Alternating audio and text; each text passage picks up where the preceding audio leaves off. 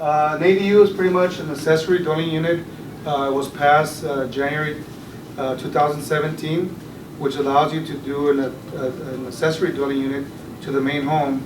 So there's different types of ADUs, but the main thing is that since 2017 up to now, there's a lot of people that don't know what an ADU is. How big is a JDU? So a JDU right now, the biggest you can go is 500 square feet, and the smallest is 150 square feet. So practically 150 will be a small studio for the most part, but 500 square feet will be the most. So there's other factors that come into play. There's lot coverage, there's a certain amount of yard space. So there's factors, guys, that you need to know prior to moving forward with your design. As you can tell, there's a lot of specifications as to how your property can fit into those specs, correct? So a lot of this information is not really publicly known. I mean, we just don't go around asking for these spec qualifications on our individual properties. RedemptionRealty.com. Call us, get in contact with us, and we can walk you through that process. We have relationships with title. We have relationships with all other back-end, what I call the back-end type mortgage companies, to where we can pull all of that information for you at just a swipe of one hand because of the relationships that we have. So you reach out to us, we get the details from your property address, we call title and find out what is happening on this particular property. Is there anything specific that we need to know? We communicate with the ADU guys. We go back and forth with, this is the property. He goes out, he does the consultation, but then we sit down and talk about, this is what the regulation says, but then again, this is what my underwriting guidelines say, and how can we pull this together? If you think you could walk through this alone without relationships, you're going to have a hard way going. So I just wanted to put that plug in there. Even though he's talking about a lot of specs, we are able to pull all of that detailed information for you while we're working with the ADU guy. And a note on that is very true because, for example, there's bedroom restrictions, there's actually your square foot restriction because your state says you're allowed to go 1,200 square feet. There's certain cities that will only allow you to go 800 square feet, and there's also cities that they're pushing less than that. So you not knowing this, and you start a design process, for example, you hire a designer to come out and do your blueprints, and then you tell, I want this, I want that, but if you don't know your provisions, you're gonna draw something up that might not be acceptable by the city, and they get to start all over, which is going to cost you time and money. So there's a lot of factors. And for example, I have ran into situations where the residential home does not qualify. I have one in Santa Ana. So this is very important, guys. If you have a C1 lot, you don't qualify for an ADU. Not a JDU or an ADU. So most people don't even know what a C1 is. So that's why you need a team of people to come together and help you through this process. So multifamily, like right now we're helping a lot of customers, in this case investors, that have multifamilies.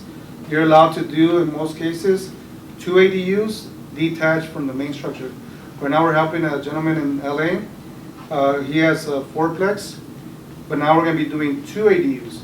But they need to be attached to each other in the rear. So now he's going to have a 6-unit property. That would be with my case. Yes. Your case is really special in the sense that zoning changes. So he has a triplex. There's 3 houses together, and then they converted the zoning to R1. So that changed his guidelines. So we're going back to guidelines. It's super important to know what they are. So multifamily is also a plus, guys. Okay. So for example here, we're doing this one in Ontario. We have a standard garage attached, and we're converting this, if you can see, into a 1-bedroom ADU. I ran into a lot of customers that they don't want a 1-bedroom because they feel that the space is so small that doesn't make sense to have a one-bedroom. I disagree. My personal preference would be to do a one-bedroom, because all you have is this door and a small wall dividing the space. So if you had this open, now that's a studio. Here you have a full bathroom, a stacked washer dryer, shelving is gonna be here, the little common area, small kitchen, and your bedroom area. So if you didn't have this wall, you would have a studio, but for rental purposes and comfort, you're better off doing a one-bedroom. Wife can be in the bedroom, husband can be watching the game. So, you know, there's a little separation in space. He did it again, Gerald. Okay, you bet 1,000. But in this case, you don't want to be watching the game, right? Or maybe you do. But anyways, so this is what we had here on this particular property. We had a 20-foot by 22.3. Actually, yeah, outside is 22.3. So this standard garage attached to the main home became this. Okay, your garage, here is not making you any money. It's not. There's no benefit to it unless you really use it for your car. So so many people do not use it for their vehicle, and now this is a benefit. See the big difference? So this ADU. So in this case, we call this one a JDU.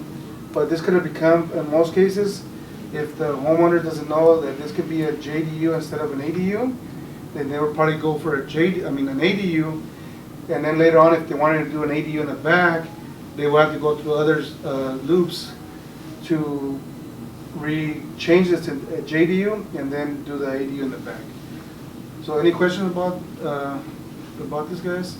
How do you guys feel about it being a one-bedroom instead of a studio? Anybody? I think it's a good idea. Yeah. Good idea, Makes sense. yeah. Okay, so here, there's going to be it's a bigger space. It's a standard garage, 368 square feet.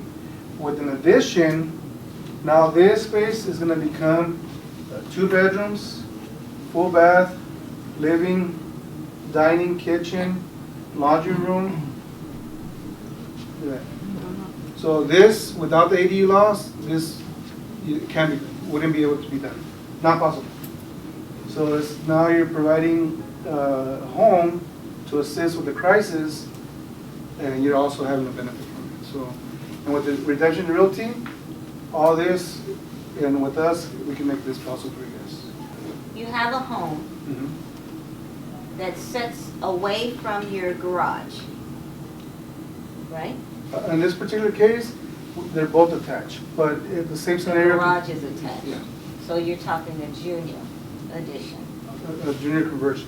a junior conversion. Mhm. Okay. And this will be this will be an ADU, attached garage with an addition.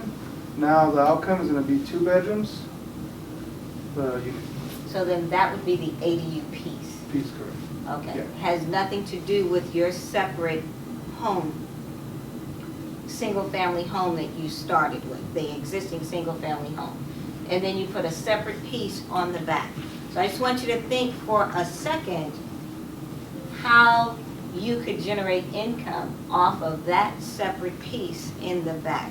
So it might be a good year for you to walk through this whole process, 8 months to a year, I'll put it that way, for you to get it at 100% where you have somebody living in there or a small family living in there and they're paying you rent. So I just want you to just kind of picture that in your head for a second, as opposed to just not doing anything with the property that's available to you. Regulations has changed, guidelines have changed to open the door for this market, okay? And real quick on this note, this is a closer neighbor, but you have the benefit, you know, and you have control of that neighbor. That's a good way of seeing it. Okay, so we'll talk here real quick about the minimum footing, as I mentioned earlier. So pretty much this is for homes that the garage was built in the 1960s or older, the 1900s and 1920s. The majority of them don't have a foundation, which is required to convert this into an ADU. So the 30s, the 40s, they tend to have it, but they're still playing, you know, the catch-22. You might have it, you might not. So the city will approve your blueprints, but you're not knowing this, it becomes pretty much a blank check for the person doing the work for you guys.